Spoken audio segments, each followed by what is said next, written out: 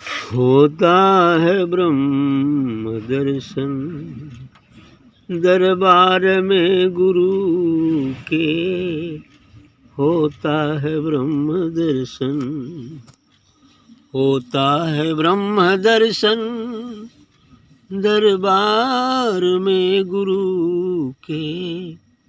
मिलती है शांति सबको, मिलती है शांति सबको दरबार में गुरु के।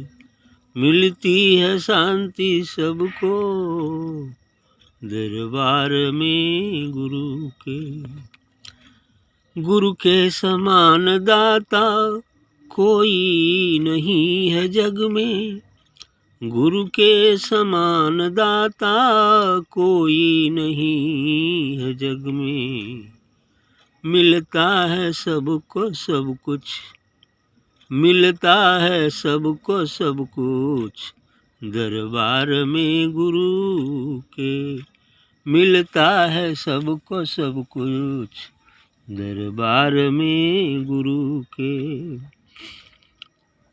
है दिव्य ज्ञान होता दरबार में गुरु के, है दिव्य ज्ञान होता दरबार में गुरु के।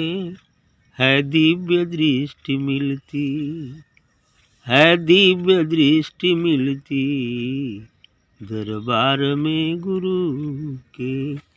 है दिव्य दृष्टि मिलती दरबार में गुरु के।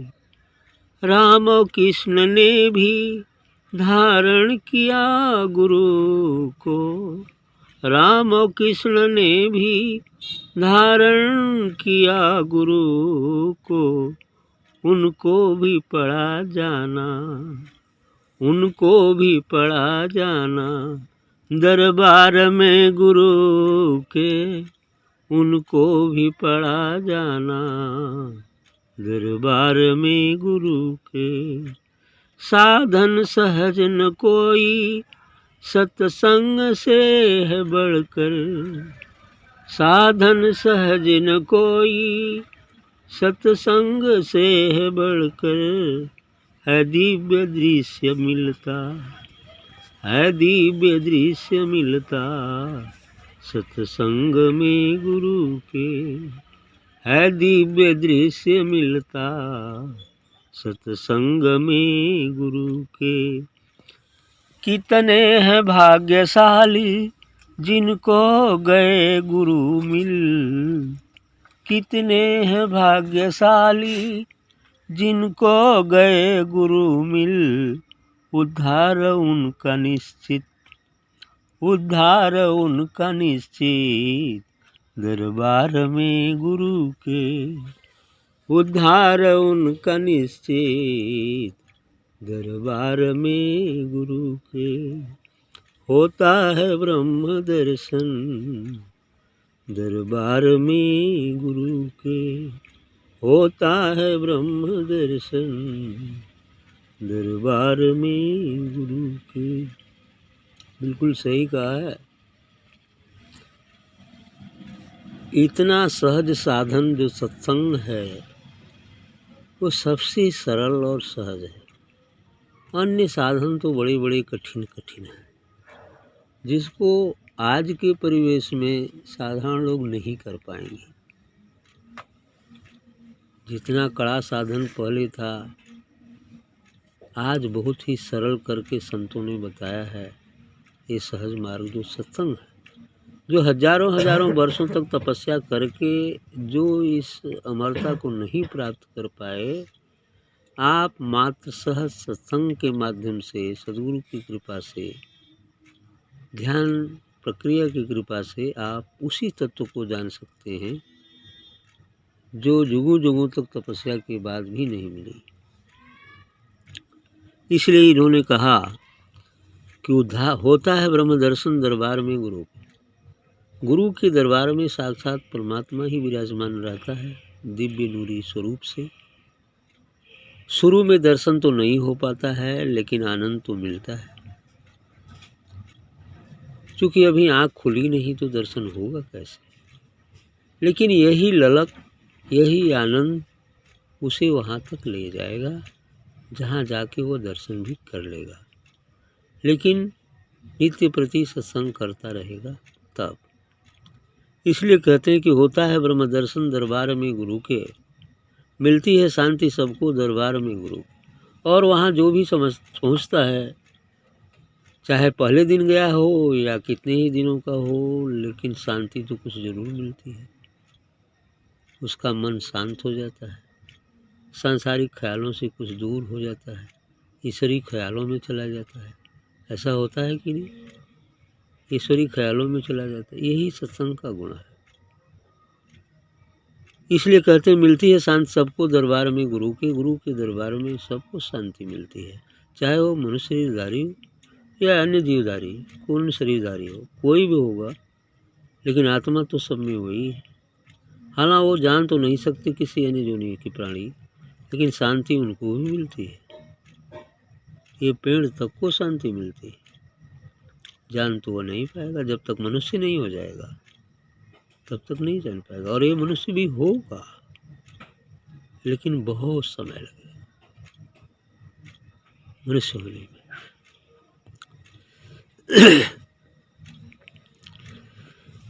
तो गुरु की समान दाता कोई नहीं है जग में, मिलता है सबको सब कुछ दरबार में गुरु के।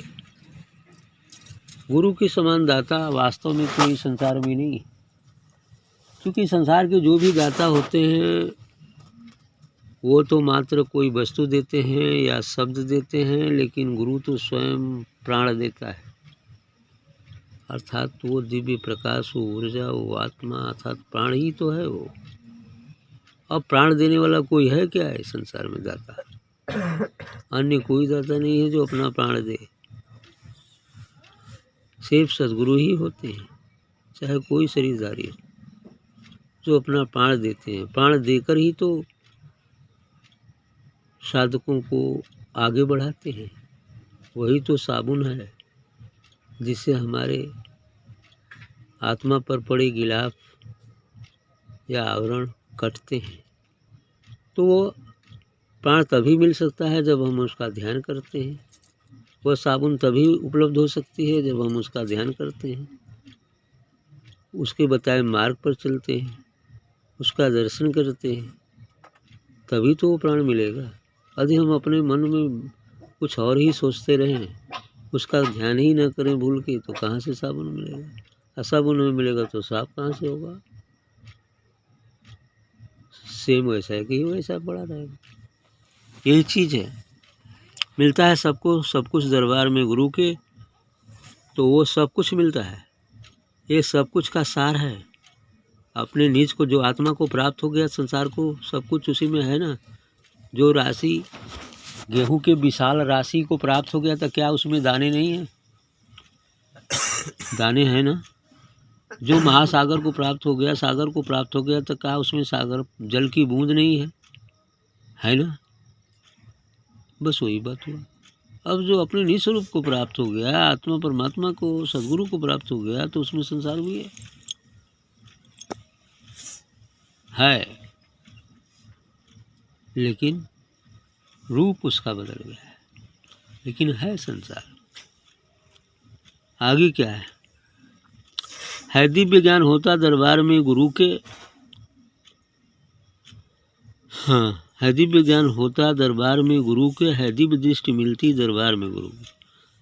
सदगुरु के दरबार में जाने पर हमें एक दिव्य का अर्थ होता है जो इन आँखों से देखा नहीं जा सकता, अलौकिक है, उसको दिव्य कहते हैं। जो और दिव्य का अर्थ होता है दिव्य धातु से बना है, यानी एक प्रकाश होता है। तो दिव्य का अर्थ है अलौकिक, जो संसार की चीज़ों से परे है, वो दिव्य है, अलौकिक है, दिव्य है, जो इन आँखों से देखा नहीं जाता। केवल विवेक चक्षु से उस हम दिव्य स्वरूप का दर्शन कर सकते हैं। ये आँखें, चाम की आँखें संसार की वस्तुओं को और स्थूल वस्तुओं को देखने के लिए बनी है, लेकिन उस दिव्य को दर्शन करना है तो विवेक चक्षु खोलना पड़ेगा। तो इसीलिए कहते हैं कि है दिव्य दृष्टि मिलती दरबार में गुरु के। दिव्य ज्ञान होता है दरबार में गुरु के, तो अब वो दिव्य दृष्टि मिलेगी तभी दिव्य ज्ञान होगा। और दिव्य दृष्टि मिलने का तरीका यही है कि जब हम ध्यान साधना सत्संग करते रहेंगे तो धीरे धीरे जब हमारे आवरण मिटते रहेंगे, जब जो है हम विचार शून्य और विधेय हो जाएंगे, मन भी मिट जाएगा, तब शून्यता को प्राप्त होंगे, दिव्य दृष्टि मिल गई। जब ही शून्य होंगे दिव्य दृष्टि खुल जाएगी, और दिव्य दृष्टि खुलती ही फिर अपने स्वरूप का बोध हो जाएगा, निस्वरूप का बोध हो जाएगा। लेकिन सबका मूल है बस चलना, साधना। जब तक साधना नहीं करेंगे तब तक नहीं होगा, स्वयं चलना पड़ता है। इसमें कोई सोचे कि हमारे संति वो पूरा कर दें तो इनमें ना हो, टास्क भले हर को और मोबाइल से पूरा हो जाए है ना, लेकिन इस काम में तो हमें स्वयं चलना पड़ेगा, है ना। स्वयं हम चलेंगे तभी पहुंचेंगे, कोई दूसरा नहीं पूरा कर सकता है। तो इसलिए धारण किया गुरु को। आगे उदाहरण दे रहे हैं कि राम और कृष्ण ने भी धारण किया गुरु को। राम जो अवतारी पुरुष थे, कृष्ण भी अवतारी विष्णु अवतार थे, लेकिन इन लोगों को भी गुरु करना पड़ा। बिना गुरु का कल्याण नहीं हुआ, और गुरु शक्ति ही उनकी रक्षा की। रावण को फंस जाते यदि अगस्त ऋषि का नहीं प्राप्त हुआ होता तो फंस जाते राम।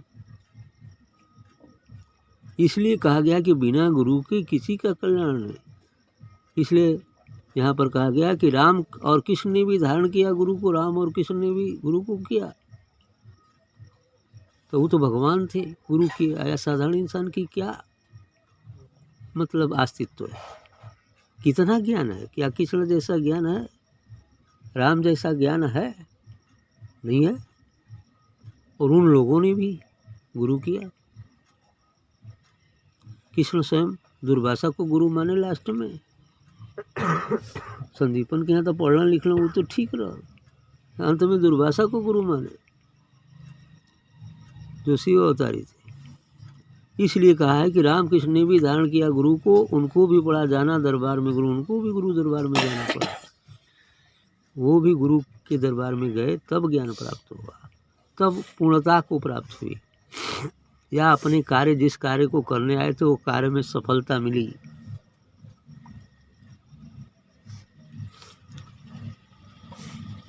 है दिव्य दृश्य मिलता सत्संग में गुरु के। और इतना ही नहीं, साधन सहज न कोई सत्संग से है बढ़कर। कोई भी साधना इस सत्संग से बड़ी नहीं है। जो भी साधना पद्धतियाँ बहुत सारी हैं, लेकिन जो ये सत्संग की बात कही गई है, जो सद्गुरु के सानिध्य में होकर सत्संग करें, ध्यान करें, इससे और कोई दूसरी साधना बड़ी नहीं।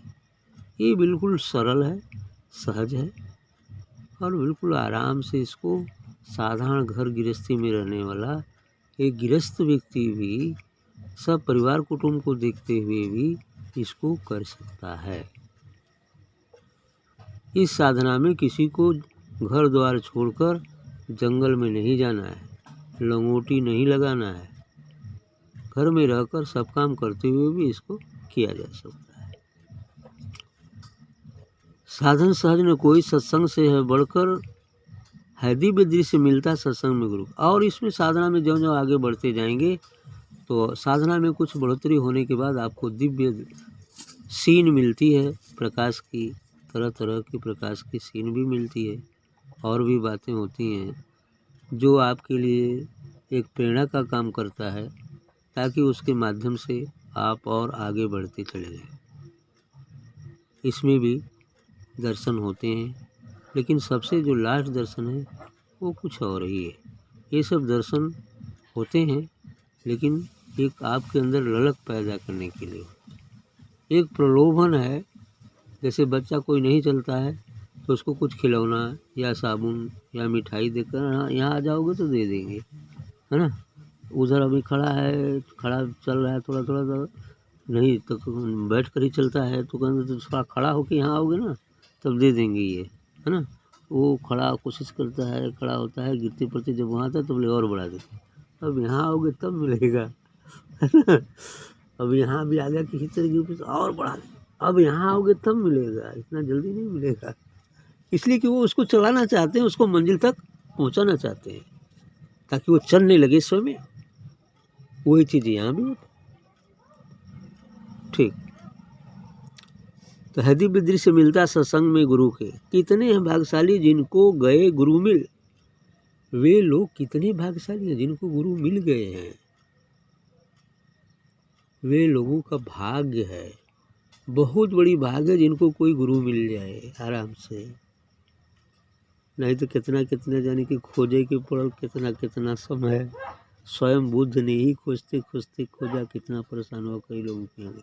स्वयं विवेकानंद के पूरे वेद वेदांत का ज्ञान रहा, कई जाने से गुरु करेगी न शास्त्रार्थ में हरा नहीं सकते, केहू बतिया ही न पाओ उनकी जैसा, क्योंकि वेदन का ज्ञान रहा, सभी शास्त्रों का ज्ञान था। अंत में रामकृष्ण अनपढ़ आदमी, वही कलगढ़ा के अनपढ़ आदमी थे, लेकिन इस ज्ञान में पूर्ण थे। जब वहाँ पहुँचे तो वो लगने कुल बताते कुछ न बोले, खाली चुपचाप हाँ ठीक है ठीक है। आत्मा तक को जानत रहे विवेकानंद, आत्मा तक का चढ़ाई कर चुका रहे, आत्मा तक बतिया।